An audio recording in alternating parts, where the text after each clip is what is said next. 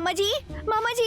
क्या हुआ पर्णिका, इतनी घबरा क्यों रही हो? वो प्रतिज्ञा प्रतिज्ञा प्रतिज्ञा? क्या हुआ प्रतिज्ञा को? मामा जी, मैं और प्रतिज्ञा जा रहे थे तो कोई आकर प्रतिज्ञा को खींच कर ले गया। खींच कर ले गया? तुमने देखा उसे? नहीं मामा जी, उसने अपने चेहरे पर मास्क लगाया था। मास्क लगाया था? तो किसी ने जानबूझकर किया होगा। चलो देखते हैं।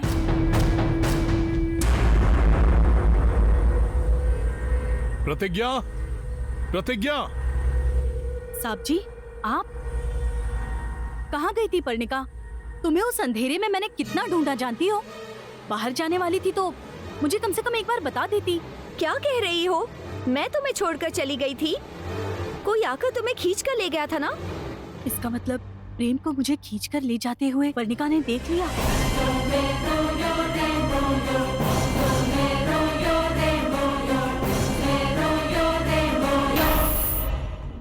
बताओ प्रतिज्ञा, कौन था वो? पूछ रहे हैं मतलब इन्हें नहीं पता कि वो प्रेम था? क्यों खींचा तुम्हें? उससे मुझसे प्यार है।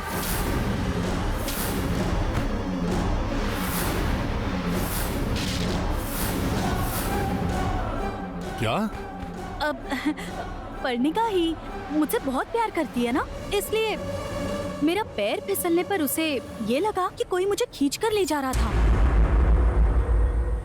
नहीं, तुम झूठ बोल रही हो। कोई तुम्हें पेड़ के पीछे लेकर गया था, मैंने अपनी आंखों से देखा। पर्णिका, तुम शक कर रही हो कि प्रतिज्ञा झूठ बोल रही है? पर्णिका को मुझ पर शक नहीं है साहब जी, आप पर है। क्या कह रही हो? हाँ साहब जी, पर्णिका आपके रुतबे, आपके इलाके की सुरक्षा पर शक कर रही है। होशियार बन रही हो ना? मैं आपके बारे में जानकर ही बात कर रही हूँ। मतलब? प्रतिज्ञा तो धनंजय वर्मा के लिए काम करती है, ये पूरा हरिनगर जानता है। ऐसे में जानबूझकर आपके लोगों पर हाथ डालने वाले इंसान में हिम्मत होनी चाहिए, और ऐसा इंसान आसपास है क्या? नहीं है। अगर मुझे कोई हाथ लगाता है, उसके अगले पल ही आप उसे जान से मार देंगे, ये जानकर भी क्या कोई मेरे पास आएगा? गलती से भी नहीं आएगा, और आया तो जिंदा वापस नहीं जाएगा। मतलब क्योंकि मैं आपके संरक्षण में हूँ और किसी ने अगर मेरा हाथ पकड़ के खींच लिया, ये तो आपका अपमान ही हुआ ना साहब जी? हाँ, तुम्हें पकड़ने का मतलब इस वर्मा से दुश्मनी। इतनी हिम्मत दिखाने वाला अभी तक पैदा नहीं हुआ। नहीं मामा जी, ये बातों से बस करो। सच में अगर प्रतिज्ञा का हाथ किसी ने खींचा होता तो आज घर के सामने दिया जलाती ही नहीं, मेरे घर आकर हाथ पकड़कर खींचने वाले को फांसी पर चढ़ाने को कहती। इसकी आंखों में डर या चेहरे पर घबराहट नजर नहीं आ रही। मतलब अंधेरे में तुमने कुछ और ही देख लिया होगा। नहीं मामा जी। प्रतिज्ञा, संकल्प मेरा है और लक्ष्य तुम्हारा। वो दोनों पूरे होने तक थोड़ा ध्यान से रहना, क्योंकि हमारे दुश्मन चारों तरफ हैं। हाँ साहब जी, दुश्मन तो चारों तरफ है, आप ध्यान से रहिएगा। हाँ, नहीं तो कहानी खत्म हो जाएगी। क्या? मैं कह रही हूँ कि आपके दुश्मनों की कहानी पूरी तरह खत्म हो जाएगी। ऐसे बात करियो जैसे मेरे बारे में तुम्हें सब पता है। प्रतिज्ञा, ये धनंजय वर्मा महासागर की तरह है, जो पसंद आ जाए उसके पैर तक धोता है, नहीं तो तूफान जैसे सब तहस नहस कर देता है। मुझे देखकर ही दुश्मन के पसीने छूट जाते हैं। ऐसे में भला मुझे छूने की हिम्मत कौन कर सकता है? तुम मेरे बारे में सोचकर डरो मत, शांति से सो जाओ। ठीक है, आप भी जाके शांति से सो जाइए साहब जी।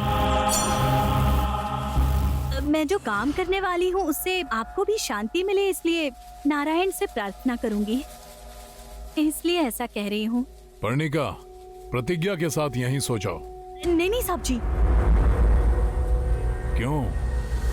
मेरा मतलब आसपास खेत है और अंधेरा भी है, शांति से महल में बिस्तर पर आराम से सोने वाली पर्णिका यहाँ सोएगी तो उसे थोड़ी मुश्किल हो सकती है ना।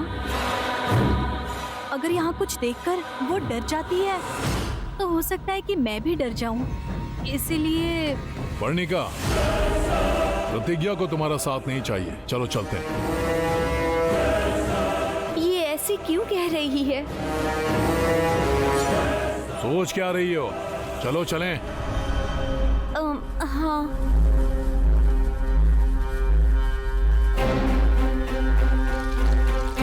हे भगवान, प्रेम के बारे में पता नहीं चला। पर्णिका भी चली गई। अब कोई परेशानी नहीं है। वर्मा,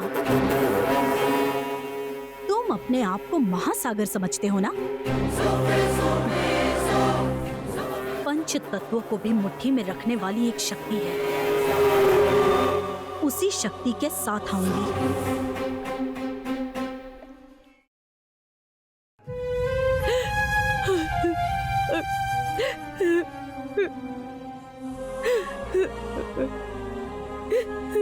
बेटी अरविंदा अभी तक सोई नहीं।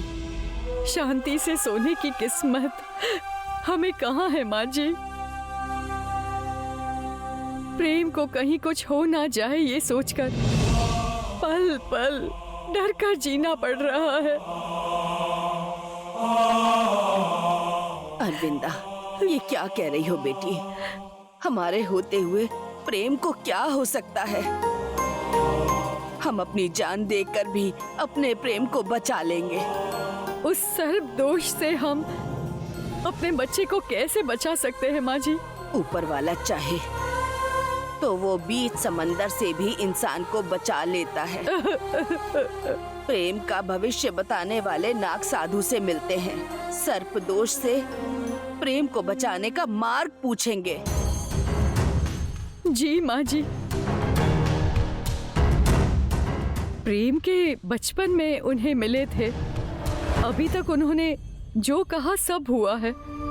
एक बार उनसे मिलेंगे तो वो शायद कोई रास्ता दिखा देंगे। अब मेरे मन में ये छोटी सी आशा आ गई है। घबराओ मत बेटी, उनकी जो आज्ञा होगी वैसा होगा। कल ही जाकर नाग साधु से मिलते हैं। अभी शांति से सो जाओ।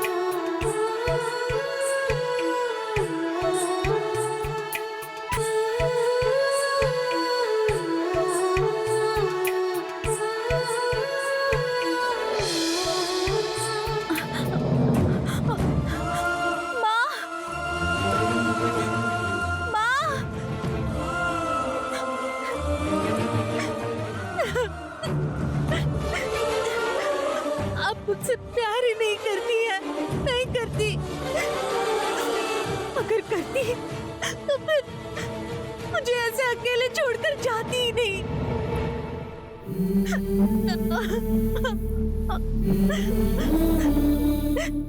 क्यों माँ, आपने क्यों मुझे अनाथ छोड़ दिया? मैंने ऐसा कौन सा पाप किया था बताइए कि आप मुझे इस तरह छोड़ के चली गई? आपकी कोख से जन्म लिया है ये सोचकर खुश रहूं, क्या आपका प्यार ना मिला इससे दुखी रहूं?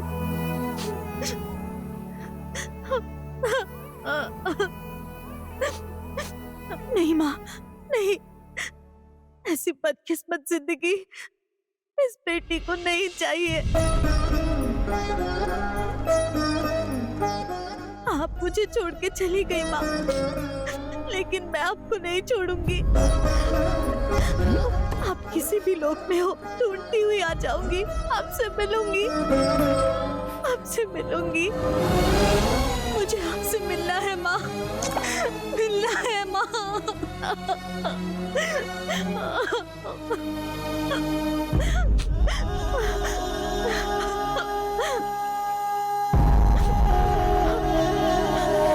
ताल पत्र में लिखे नाग खजाने के रहस्य को पढ़ने वाला सर्पराज के गुस्से और शराब की बलि चढ़ जाएगा। माँ, आपसे मिलने की मेरी इच्छा को वो सर्पराज पूरा करने वाले हैं।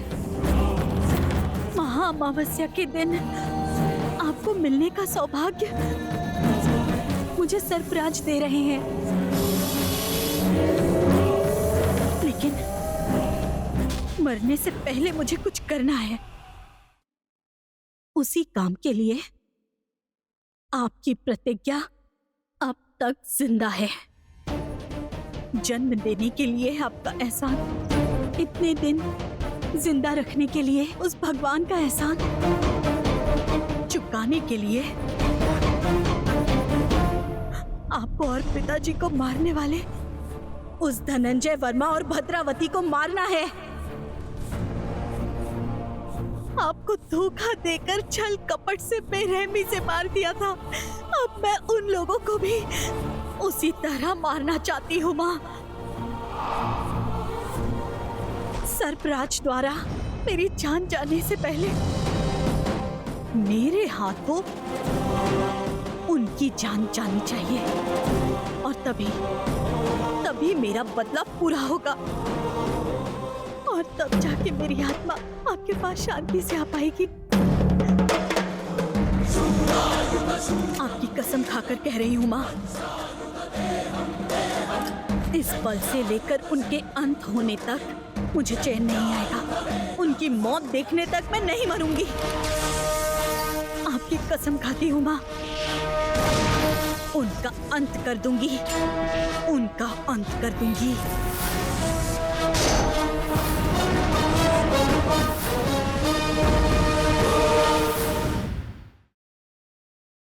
पशुपति, सोचा था विजयी होकर लौटोगी, लेकिन डर के साथ लौटी हो। सोचा था आशा लेकर आओगी, लेकिन निराशा के साथ आई हो। तो क्या करूं पशुपति?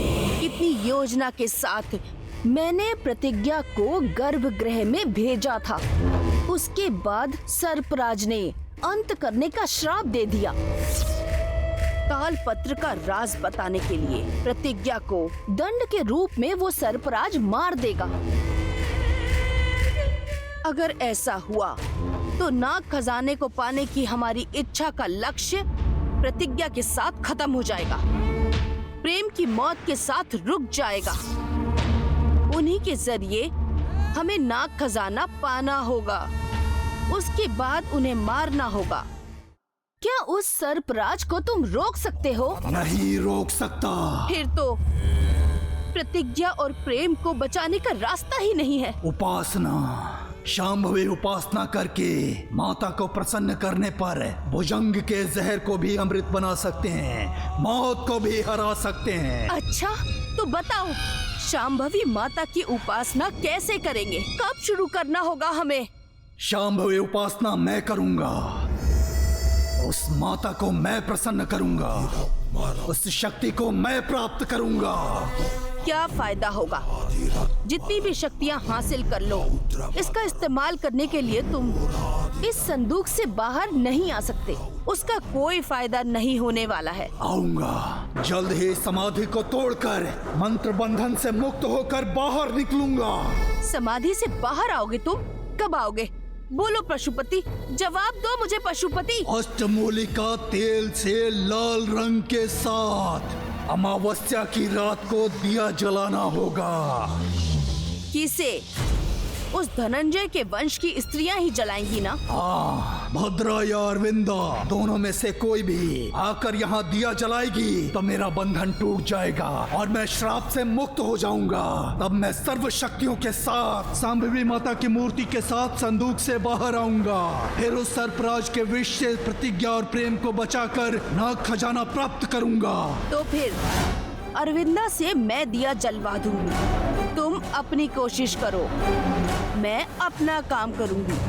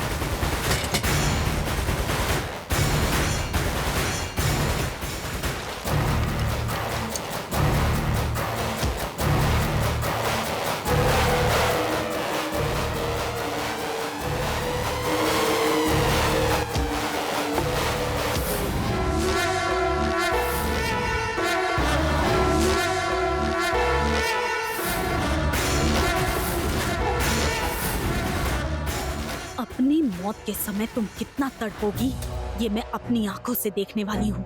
तुम्हारी मौत से ही इस परिवार का अंत शुरू होगा। अपना बदला पूरा करूंगी। मेरी माँ को मारने के लिए ये प्रतिज्ञा तुम्हें मौत की सजा देगी, मौत की सजा।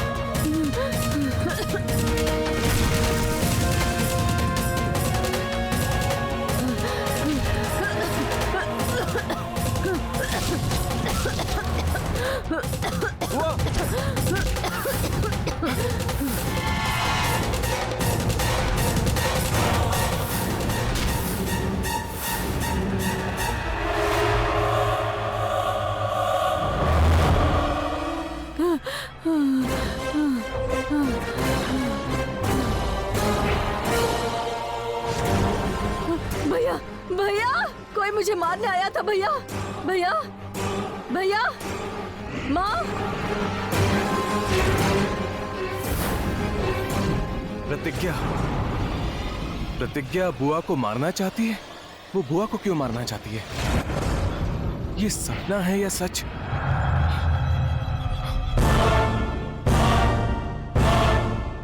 इस वक्त प्रेम माँ के कमरे में क्यों गया था? माँ को मारने वाला था? वो माँ से तो बचपन से ही नफरत करता है। क्या अब उसकी नफरत इस हद तक बढ़ गई है? बुआ, बुआ, भैया भैया, भाभी, माँ। भद्रावती, भद्रावती, क्या हुआ भद्रावती? क्यों चिल्ला रही हो? भैया, क्या हुआ भद्रावती? भैया! भद्रावती, भद्रा, भैया क्या हुआ? भैया, कोई आया था भैया। कोई मुझे मारने आया था भैया।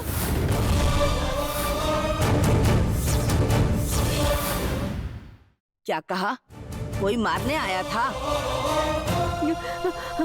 पर सारे दरवाजे तो बंद हैं। अंदर कौन आएगा भद्रा?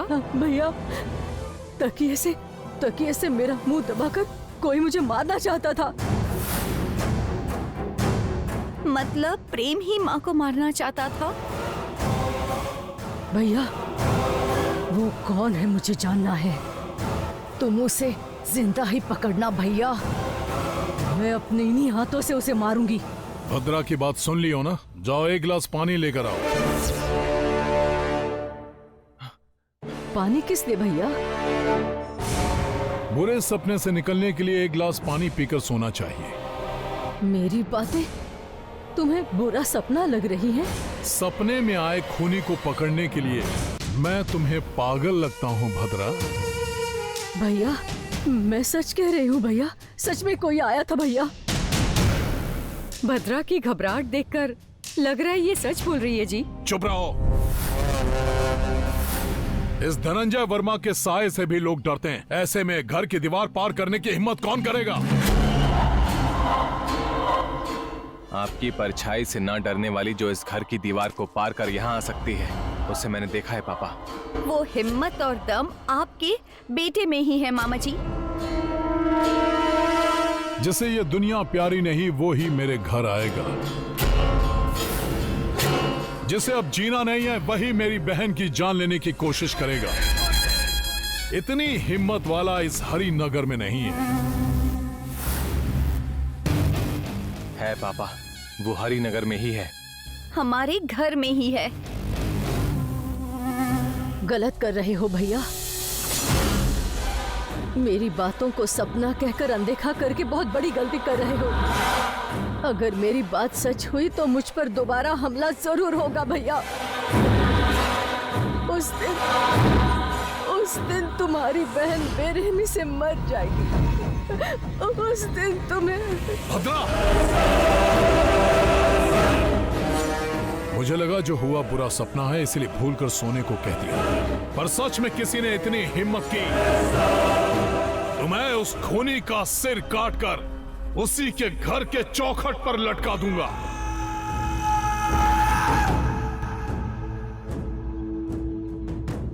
डर छोड़ो और शांति से सो।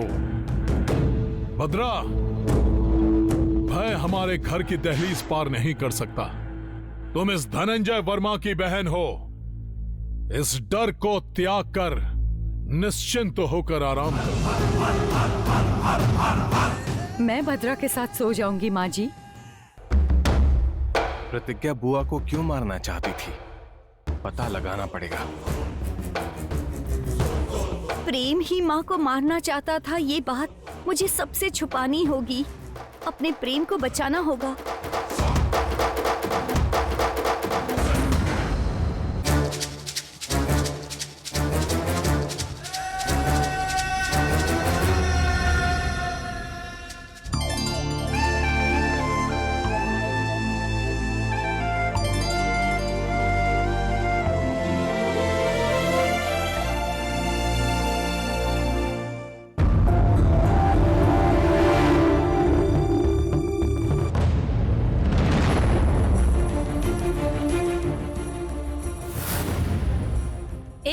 फूल क्यों तोड़ा? फूल ही तो तोड़ा है। तुम तो ऐसे कह रही हो जैसे मैंने इसकी जान ले ली। बिना इच्छा के फूल को तोड़ना उसकी जान लेने के जैसा होता है। बिना पूछे तोड़कर गलती कर दी। ओ अच्छा, जब फूल जैसी लड़की किसी की जान लेना चाहे और वो गलत नहीं है, तो इस फूल को भी तोड़ना गलत नहीं है। मैंने किसकी जान लेने की कोशिश की? मैं तुमसे यही पूछने आया हूँ। बताओ, रात को मेरे घर क्यों आई थी? मेरी बुआ को क्यों मारना चाहती हो? मतलब मुझे महल जाते हुए भद्रावती को मारने की कोशिश करते हुए प्रेम ने देख लिया था।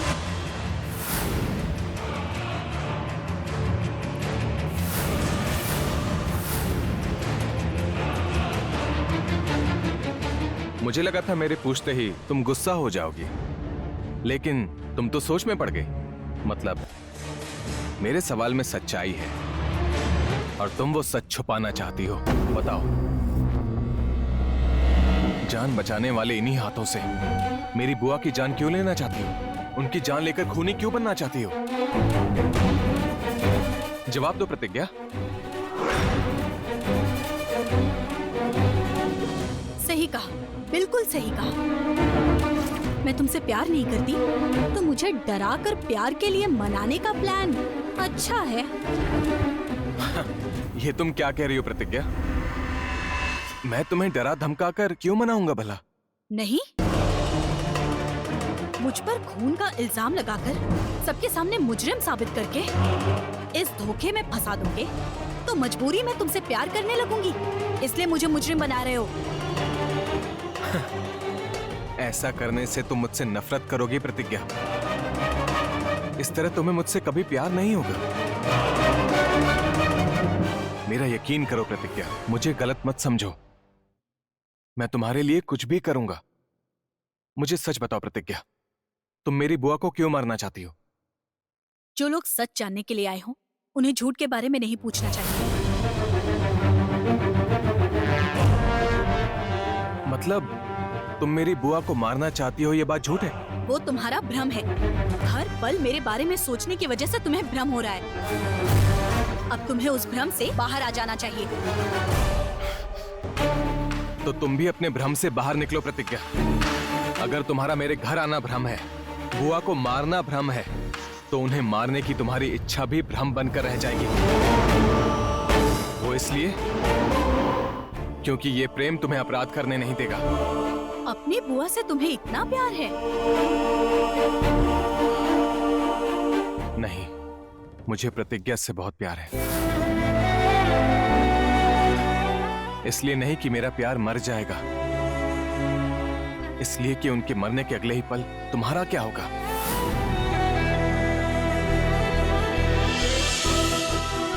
मेरे बारे में सोचने वाले तुम कौन हो? ये अपने दिल से पूछो प्रतिज्ञा। तुम्हारा और मेरा रिश्ता क्या है? हम दोनों को मिलवाने वाली नाग माता से पूछो।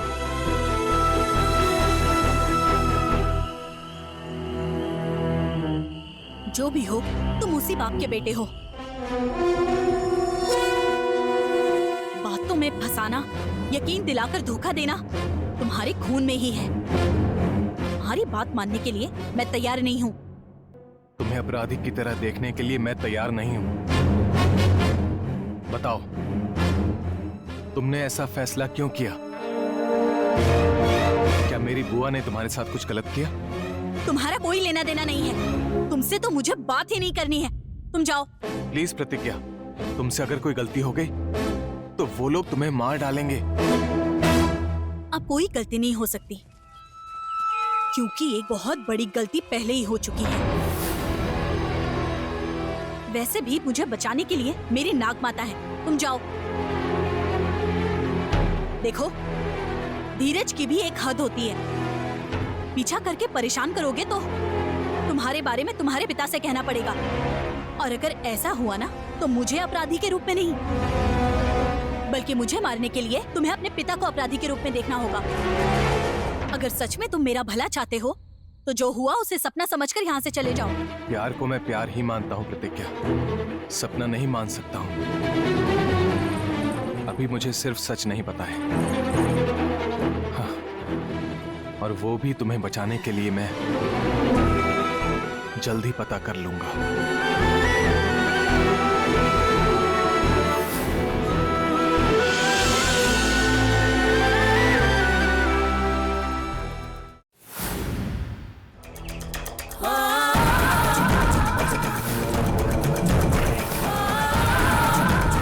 शेर जैसा मेरा भाई कदम कदम पर अंगरक्षक, चौकीदार, काम वाले इतने लोगों को पार करके मेरे कमरे में आकर मुझे मारने वाला था, मतलब वो कोई बेवकूफी होगा।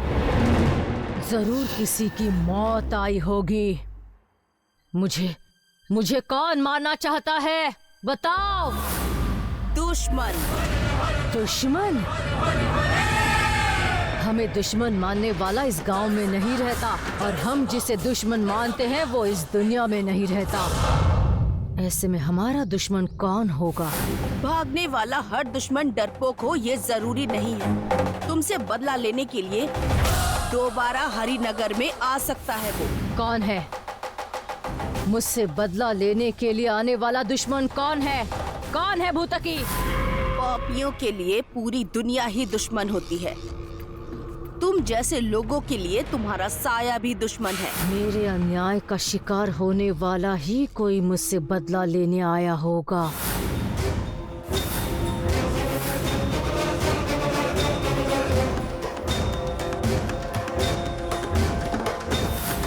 तो तुम खुद पता करना चाहती हो कि तुम पर हमला करने वाला कौन है?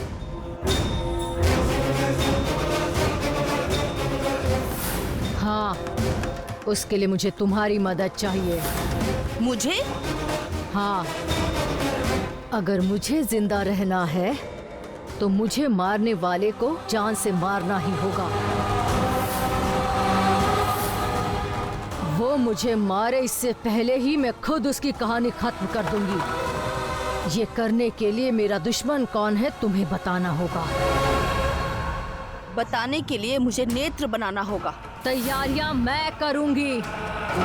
नेत्र बनाने के लिए तुम्हें जो चाहिए उसकी तैयारियां मैं करूंगी। उसमें देखकर मुझे बताओ कि मुझे कौन मारना चाहता है।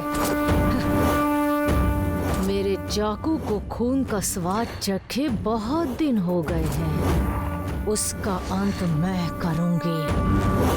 आज रात्रि ही मैं नेत्र बनाऊंगी। तुम्हें मारने वाले के बारे में बताऊंगी।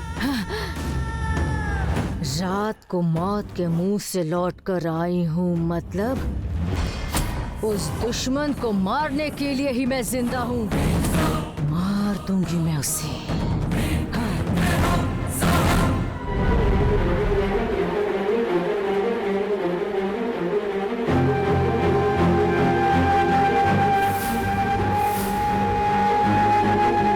नेत्र में प्रेम दिखा तो माँ प्रेम को मार देगी।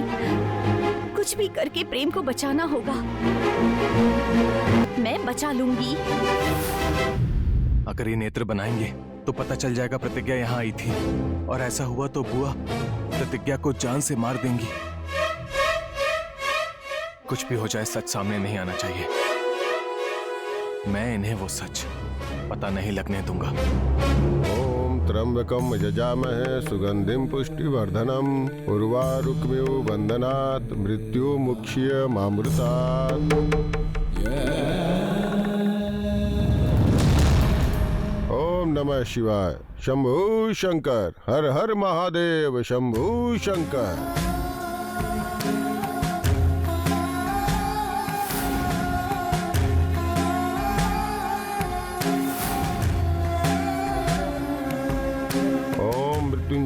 नमः, ओम मृत्युंजयाय नमः। नाग साधु ने जो महायोगी के बारे में बताया था वो यही होंगे। चलो ढूंढते हैं बेटी। आसपास जंगल के सिवाय कुछ दिखाई नहीं दे रहा है माँ जी।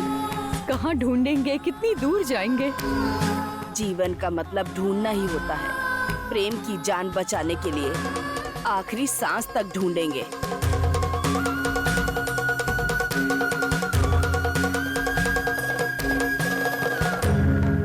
फायदा नहीं है माँ जी, लगता है बात हमारे हाथ से निकल जाएगी। इसीलिए महायोगी हमें नहीं मिले, कोई और रास्ता ढूंढना पड़ेगा माँ जी।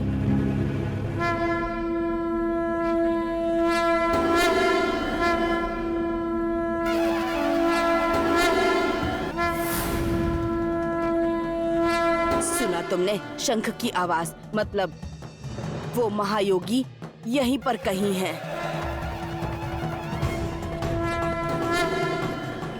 ये आपकी लीला है प्रभु, इसीलिए महायोगी से मिलने का मार्ग बता दिया। चलिए माँ जी। ओम सौराष्ट्रे सोमनाथं च श्रीशैले मल्लिकार्जुनम उज्जयिन्यां महाकालम ओंकारम अमलेश्वरम प्रज्वल्यां वैद्यनाथं च डाकिन्यां भीमशंकरम। नमस्कार स्वामी जी, मेरा नाम साक्षी है। ये मेरी बहू अरविंदा है। नाग साधु ने हमें आपके पास भेजा है। शिव की आज्ञा के बिना चींटी भी नहीं काटती। ऐसे में साक्षात सर्पराज खुद आकर डसने की बात कर रहे हैं तो समझ लेना चाहिए कि शिव की आज्ञा है। जब वो मृत्युंजय खुद मौत की सजा दे रहे हैं तो हम क्या कर सकते हैं? नहीं स्वामी जी, आप तो महायोगी हैं। आप ही तो उन परम शिव को प्रसन्न करने वाले महाभक्त हैं। आप ही ऐसा कहेंगे तो हमारी सारी उम्मीदें टूट जाएंगी। क्या? हाँ स्वामी जी, पता नहीं कौन से जन्म में क्या पाप किए थे जो मेरे बच्चे पर श्राप है कि वो छोटी उम्र में ही मरने वाला है। उस सर्पराज के जहर से मेरे बेटे को अब सिर्फ आप ही बचा सकते हैं। इस यकीन और आशा के साथ आए हैं। मुझे अपने बेटे को बचाने का रास्ता दिखाइए। मेरे बेटे को प्राण दान दीजिए स्वामी जी। हर हर महादेव शंभू शंकर। पिछले जन्म में अहंकार से आंखें मूंद कर कहा कि भगवान नहीं है। भगवान को पत्थर कहा पत्थर की पूजा करना बेवकूफी है। स्वामी जी, उसी पाप का फल श्राप बनकर इस जन्म में दुख दे रहा है और भगवान की शरण में दर दर भटका रहा है। इस जन्म में तो बदल जाओ। वो सर्पराज महायोग संपन्न है, उनसे बचाने की शक्ति मुझ में भी नहीं है बेटी।